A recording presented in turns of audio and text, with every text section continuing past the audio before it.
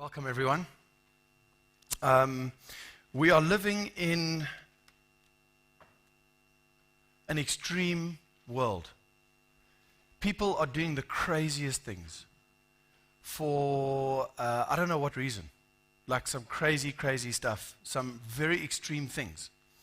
And there's some extreme sports, actually, that I looked up, and some of them totally blew my mind away. I didn't even know that some of these things existed. You can see on the screen, there's bungee jumping. That's an extreme sport. I've done that a few times. There's skydiving, which I'm too scared to do. There's, what is that, paragliding, which Zandri would like to do. She thinks she wants to do that. So there's some extreme sports, but that's not where it starts. It carries on. Check this out. There on the top, what is that? The top left. Okay, so the top left, that's called highlining. These are guys that walk on tightrope at crazy heights with no protection. If you make a wrong step, you're gone. Underneath that guy, at the bottom left, that is volcano surfing. Have you ever heard of that? Ridiculous. Volcano surfing. Extreme sports. The guy in the middle is not just kayaking. You know what that is? That is waterfall kayaking. Kayaking is just not fun enough. You must go down waterfalls for it to be extreme. Of course, some of you will probably know the bull over there. That's the bull run in Spain. That's an extreme sport. I had a friend who did that. He made it out alive. Then that guy jumping is, what do they call it? Parkour. It's where they climb up like buildings and jump off like crazy things to over bridges and like downstairs. And these guys got crazy. One missing step and you've got a broken ankle or worse. I mean, these guys do crazy, crazy, crazy things. Extreme stuff. There's more. This is the new craze. Okay, so on the left-hand side, you see a guy right up at the top of one of the highest buildings of the city, and they climb up with no safety nets, and they take selfies, and they post that on their Instagram or whatever. There in the middle, you see three guys. Those are Russians standing at the top of an extremely high building, looking all cool, taking some photos. Underneath that guy is another one, which is, I think it's rock face climbing or some kind, but extremely high with no gear. Just you and your hands. One wrong thing and it's a goner. This is extreme stuff that people are doing out there. And then on the top right, it's a very small picture, but that's a person hanging off the side of a building with one hand, and then someone taking a photo. And this is the lengths that people are going to in their extremities. And on the left-hand side, you see there people are dressing up. In fancy or in pajamas, or, they'll dress up in some way, and then someone will hold them off the side of a building and take a photo of that, and then post that. That guy in the middle is probably one of the most famous guys that climb up to the top of buildings and take photos of themselves. And then there's always someone to go one step further, and now the next guy's hanging off the side of a cliff with these feet. Like just more and more. The guy underneath that is base jumping. It's where you jump off buildings in cities, and then as you jump off, you let out a parachute and you glide through the streets, I suppose. I don't know. It's crazy. Crazy stuff. Extreme behavior of people. What is it that's causing this kind of behavior? I don't know. But there is one more. The most extreme thing that I have ever seen. The most extreme activity that anyone can do. Check this out.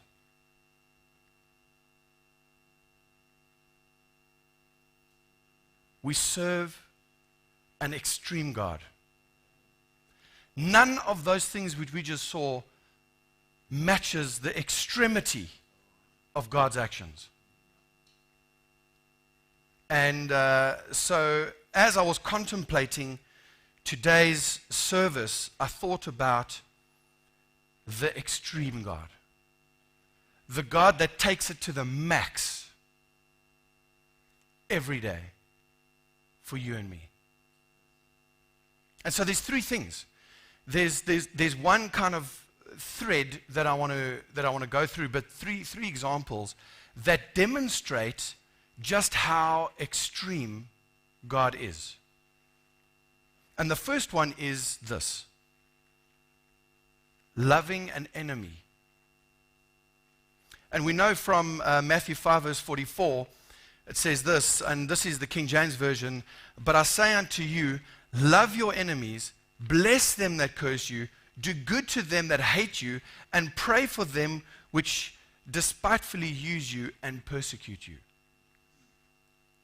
And now we read a verse like that and we think, okay, well, that's nice and fluffy. But what does it actually mean? Love your enemies. Do good to those that hate you. Bless those that curse you. This is some extreme behavior. We've all had someone or something in our lives that have caused hurt or pain or something. We all have at some point in our lives experienced an enemy. And the last thing you want to do is bless your enemy. Right? And we find that Jesus is saying, I want you to live in an extreme way. I want you to bless those guys. I want you to love those people that are unlovable for you. And so that's an extreme behavior, and it's something that Jesus requires of us. We can see that Jesus had enemies. Matthew 27 verse 30 to 31, "And they spit upon him, and they took the reed and smote him on the head. And after that, they had mocked him. They took the robe off from him and put on his own raiment on him and led him away to crucify him." The enemy took Jesus. And what was his response? "Father, forgive them, for they know not what they do." I mean, what would we do? Humanly speaking, you would want to really get back at these guys. And Jesus, in his extremity, says, love them. Forgive them. Crazy. Okay, what else? We read in Isaiah 53 verse 3. I only chose verse 3. We could literally read the whole chapter. "He was despised and rejected of men, a man of sorrows and acquainted with grief. And we hid, as it were, our faces from him. And he was despised, and we esteemed him not." Jesus was not the flavor of the day. He was rejected. And this is what it's all about, is that Jesus didn't love those who loved him. He loved those who hated him. He loves those who hate him. That is an extreme behavior. And this is the heart of Jesus, pleading for everyone. Ezekiel 33 verse 1, one of my favorites. "And he said unto them, As I live, saith the Lord God, I have no pleasure in the death of the wicked, but that the wicked turn from his way and live. Turn ye from your evil ways. For why will you die, O house of Israel?" Can you hear the pleading in God's heart? And he's not pleading here with those who love him. Who's he pleading with? He's pleading with those who through their sin and their rebellion has turned their backs on him. And those are the people he died for. And we are those people. At some point in our lives, we have all turned our backs on Jesus. At some point. So that's the first one. Number 2, living with the enemy. So not only does Jesus love the enemy, but he chose to live with the enemy. And this is a very interesting point. Hebrews 4 verse 15, for we have not an high priest which cannot be touched with the feeling of our infirmities, but was in all points tempted as we are, yet without sin. Picture this for a moment. Jesus could have easily have kind of like come down as an adult and figured something out and paid the price. But he chose to come down, to live the life, to be the example, and to subject himself to temptation so that he can be better acquainted with us. The risk that Jesus took, one slip of the hand, and it's all over.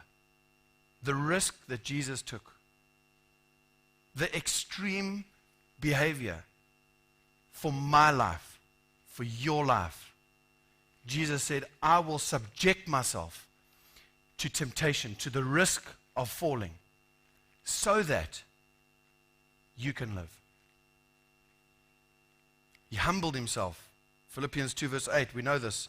But being found in fashion as a man, he humbled himself and became obedient unto death, even death of the cross. That Jesus, highest of high, above all, angels worshiping him, the 4 living creatures around the throne, 24 elders, thousands upon thousands of angels that minister to him, that he would leave that. And he would humble himself to be lower than an angel. For us, that's extreme behavior. Would you do that for someone who loves you? Perhaps. Would you do that for an enemy? This is extreme behavior. But this is the kind of God that we serve. An extreme God. One last one. There's many, many examples of God's extreme behavior. I've just chosen 3. Dying for an enemy. And this is critical. I've just got one verse to illustrate this point. Romans 5 verse 6 to 8. For when we were yet without strength, in due time Christ died for the righteous, the loving, the good guys. Christ died for the ungodly. For scarcely for a righteous man will one die. Yet peradventure, for a good man, some would even dare to die. But God commendeth his love toward us, in that while we were yet sinners, Christ died for us. What? The extreme behavior of God. Dying for a bunch of people that didn't want him in the first place.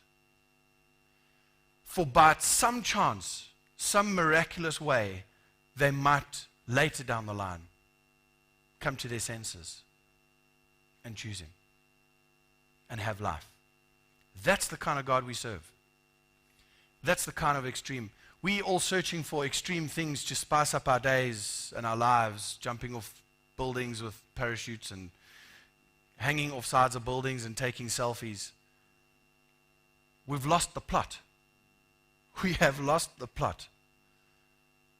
What we need, you want adventure?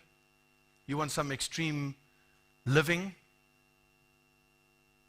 Then we just need to follow Jesus. It's extreme enough. That's extreme enough. Love your enemies, Jesus says. You want some adventure? Follow me. I'll give you adventure. And that's the God we serve. And I suppose today I wanted to just illustrate in 10 minutes. I mean, it's not much time to really pack. We can discuss this topic for a lot more. But in the short space of time that we have, I wanted to draw our minds to the fact that God will stop at nothing to save you. He will stop at nothing to save me. He has emptied heaven. Jesus separating from the Godhead. God, as we know it, was willing to be different so that I could live. I mean, that's crazy. A while ago, I saw an article. It was a study done in one of the universities. I think it was Oxford University. I'm not entirely sure of which institution did the study, but it was to work out the value of a life. And it related to the medical, like, for example, if a very, very, very old person, were to fall and break a hip, and their life expectancy was, let's just say, 5 years, you're not going to put in a 30-year hip, right? So they work out the value of the life, and then they then determine what kind of treatment you get. And it was like kind of this value of life. And I can't remember exactly. I think the average value of the life was 50,000. Was it 50,000 pounds or $5 million or something? I don't know. There was a value. They put a value to it. So it's a real thing. It's called quali. So when you do clinical trials, they measure the quali. And medical aids, by the way, do the same. They measure to see whether it's worth, the value of the life is worth the value of the treatment. It's crazy, but this is reality. But what does the Bible say the value of a life is? We say priceless, but it does have a value. The value is Jesus. Jesus is the value of my life. And he did everything he can to save me. The ball is in my court, so to speak. Jesus has done everything. The ball's now with me. What am I going to do with it?